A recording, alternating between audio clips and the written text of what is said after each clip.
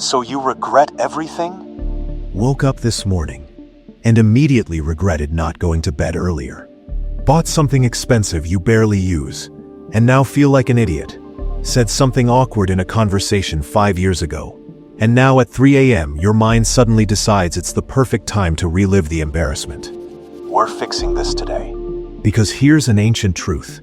You're not alone in this journey.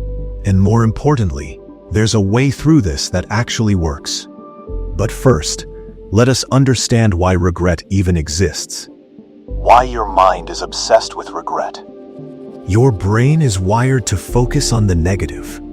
And before you blame yourself for being pessimistic, understand that this isn't a personal failing. It's the wisdom of survival passed down through generations. Think about it. Our ancestors who worried about potential dangers survived longer than those who were perpetually optimistic. The one who thought that rustling in the bushes is probably just the wind became prey to the saber-toothed tiger. The one who thought that's definitely a predator, I should run, lived to pass on their genes. So in truth, your anxiety and regret are proof that you come from a long line of survivors. Have you ever had a perfectly fine day, and then out of nowhere, your mind whispers, "Wait, is everything actually okay?" It's like having a paranoid sage living in your head. Everything could be going great. You had a good lunch, finished your work, even received a compliment from someone, and then your brain suddenly remembers that one time in 7th grade when you tripped in front of your crush. So it scans your memory like a scholar searching ancient texts, finds that one awkward moment 5 days ago, and suddenly that's all you can think about. The wise ones call this the negativity bias. You could do 99 things right in a day, help an elderly person cross the street, deliver a perfect presentation, cook a perfect dinner, but your mind will choose to obsess over that one moment where you accidentally waved at someone who wasn't waving at you. Your mind, the unreliable storyteller. Here's something else worth knowing. Your brain doesn't just remember things, it exaggerates them. It's like having a friend who retells stories, but makes them progressively more dramatic each time. That cringy moment you keep replaying, it probably wasn't even that bad. Maybe you stumbled over your words during a meeting, and in your head you sounded like someone who forgot the very art of speech. You imagine everyone in the room exchanging glances, thinking, how did this person even get hired? But here's the truth. No one even remembers it. People are too busy thinking about their own embarrassing moments to care about yours. They're sitting there worried about whether anyone noticed they had spinach in their teeth during lunch, or if their stomach growl was as loud as they think it was. The illusion of perfect path. Another reason we regret things so much is because we carry this illusion that we could have done things perfectly if we had just tried harder. We look back with all the knowledge we have now and think, if only I had known then what I know now. But consider this. That's like watching a movie for the second time and being frustrated with the characters for not knowing the plot twist. Of course you know how it ends now. You've seen the tale unfold, but when you were living it, you didn't have the script.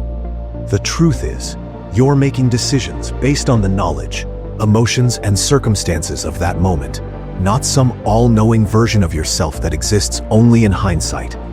That version of you is but a phantom. Like imagining you could win every argument if you just had unlimited time to think of comebacks. You made the best decision you could, with the information you had at the time. Perhaps it wasn't perfect, but perfection itself is an illusion.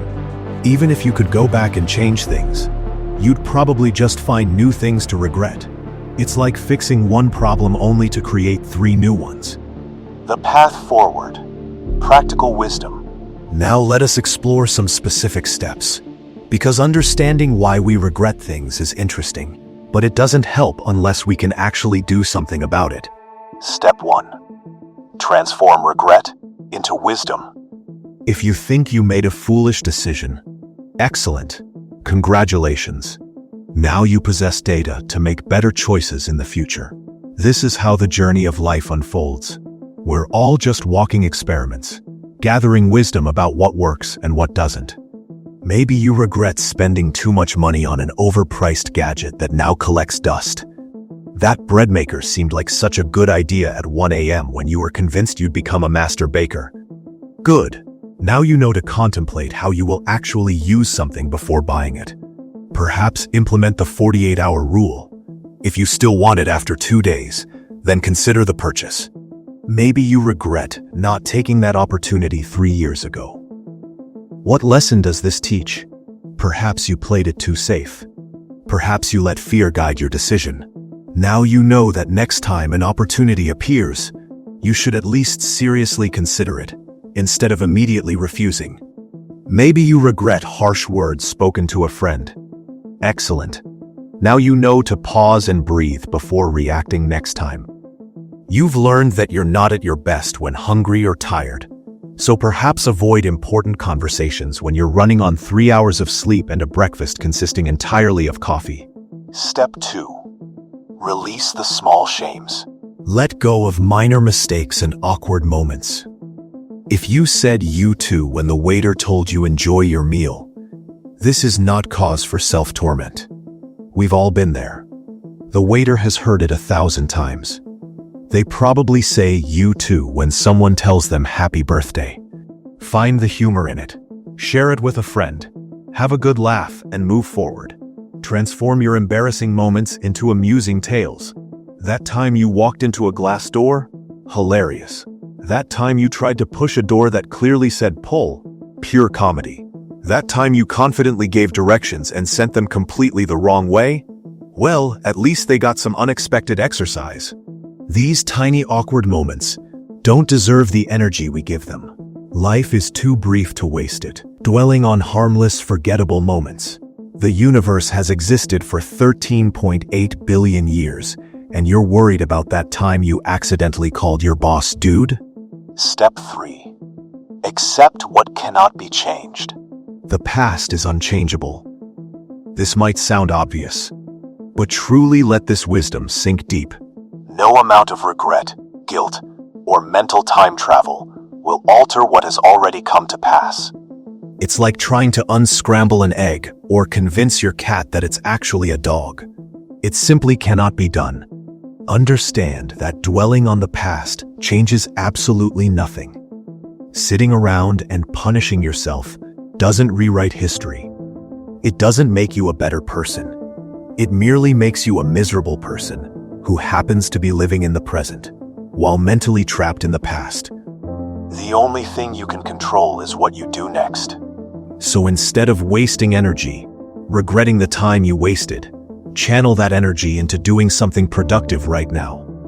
If you regret not exercising, don't just sit there feeling bad about it. Your muscles don't grow stronger from regret. Rise up and do 10 push-ups. Right now. I'll wait. Done? Good. You just did more for your fitness in 30 seconds than you would have accomplished with hours of regret. If you regret not learning a skill, begin learning it now. As the old saying goes, the best time to plant a tree was 20 years ago. The second best time is now. The worst time is never, because you're too busy lamenting not doing it 20 years ago. Step 4. The wisdom of simplicity. Stop overanalyzing everything. Seriously, maybe the real secret to happiness is just being a little dumber. Not in a let's see if we can stop the train with our hands way, but in a let's not overthink every single decision way. Those who think too much often regret too much. They analyze every possible outcome, every path not taken, every alternative universe where they made different choices. Happy people make choices, live with them, and move forward. They order the chocolate ice cream without spending 20 minutes wondering if vanilla would have been better. Here's what the ancient wisdom teaches about regret. Everyone has it, but those who find peace have learned to use it as fuel instead of letting it be an anchor. They've learned that regret is just your mind's way of trying to help you learn, but like an overeager student, it sometimes goes too far. Your regrets don't define you. Your mistakes don't define you. What defines you is what you choose to do next. Every moment offers a chance to begin anew. Every decision is an opportunity to apply what you've learned. And remember this truth. In the grand tapestry of existence, most of what we regret doesn't matter. In 100 years, nobody will remember that you accidentally liked your ex's photo from 2015 while viewing their profile. Nobody will care that you once pronounced quinoa wrong at a fancy restaurant.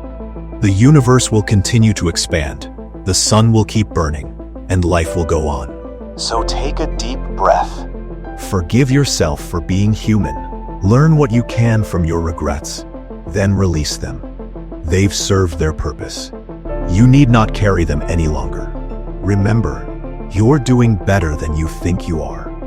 We all are. We're all just finding our way as we go along, and that's perfectly as it should be. Now stop watching this. And go do something you won't regret.